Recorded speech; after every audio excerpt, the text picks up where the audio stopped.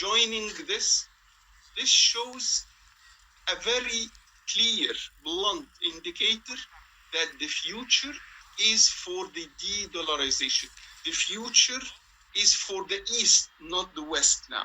The Western bloc is in the decline stage. This is Dabu 7, and it looks like the death of the dollar has begun here full steam. There has been this slow erosion of the dollar and its purchasing power for many years. But now it looks like the petrodollar, the reserve currency status that the US dollar has held for a long time, is coming to an end and rather quickly. This has been talked about by many different experts out there. Zoltan had talked about this. Goldman even predicted it and said that we are approaching the end of the dollar's reserve currency system. A lot of people want to stick their head in the sand and ignore this. That's to their own detriment.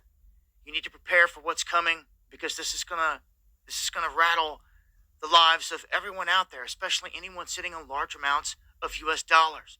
What this is going to end up doing is sending all these US dollars back to the United States. And if you think inflation's been bad thus far, you haven't seen nothing yet. Now China and Brazil have just struck a deal to ditch the US dollar. It used to be that the United States went around the globe enforcing the dollar at the barrel of a gun. Well, they're not doing that in these situations. They're basically laying down and they're letting the dragon advance on this world stage. For those that just can't seem to get it, it's because the world is a stage. All the world leaders have come together and sold the people out of every country. And until you wrap your head around that, you're going to be lost. Okay? The rest, they're just playing out for the history books. Theaters of war.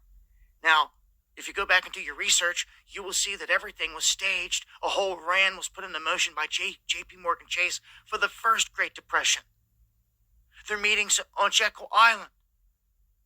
We're heading right back down that road here as our politicians have sold us out. They know this is coming. They know that this is the end game, and they're walking us right toward it. They're not doing anything to counter these moves out in the world stage, but there's really not anything they can do. Okay? China and Brazil striking this deal to ditch the US dollar is absolutely huge. The next massive move is Saudi Arabia. And this is really where it all lies, because our deal with Saudi Arabia and the petrodollar is what gave us this power all this time. Now it's going away. Saudi Arabia has just joined China's economic security bloc, where Russia is a member also. And this is because China is playing a peacemaker. And I warned you about this. Everyone was thinking peacemaker in Israel, Trump, and all this. Well, the real guy going around the globe right now trying to strike peace is the dragon, Xi Jinping. Sure enough, the dragon. And he is striking up a peace deal between none other than long enemies, Iran and Saudi Arabia, bringing them into one team. Again, most of the people out there don't even begin to understand the magnitude of all this. They will a year or two down the road when they're like, what happened? And they fail to listen to the writing on the wall. This is what's going on here. In gold, expect once these rigged markets are exposed, the precious metals are going to go to astronomical levels that you've never seen. You think the crypto was wild. You just wait till the metals take off. There won't be no coming back down for them, though. So get ready. There are predictions that within the next 30 days, you are about to see a series of events that are going to change everything. The way that everything flows, where it all goes. And if they set up this disaster where they can swoop in and have the answer, which is their CBDC, they're going to do so. So get ready. That is the plan. Let's bring you some economy news now. Brazil and China have struck a deal to ditch the US dollar in favor of their own currencies for bilateral trade transactions. An agreement on setting payments in yuan has been signed with Brazil, which greatly facilitates our trade.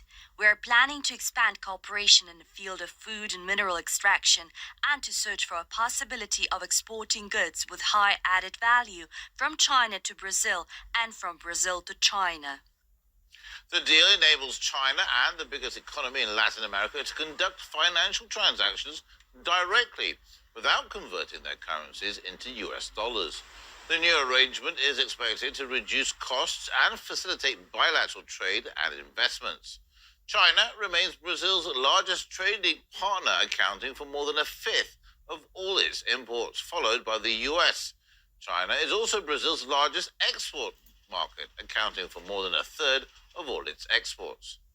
This comes just days after China completed its first LNG trade paid for in its national yuan currency, as it imported around 65,000 tons of liquefied natural gas. While the commodity originated in the UAE, it was actually a French company, Total Energies, that fulfilled the contract.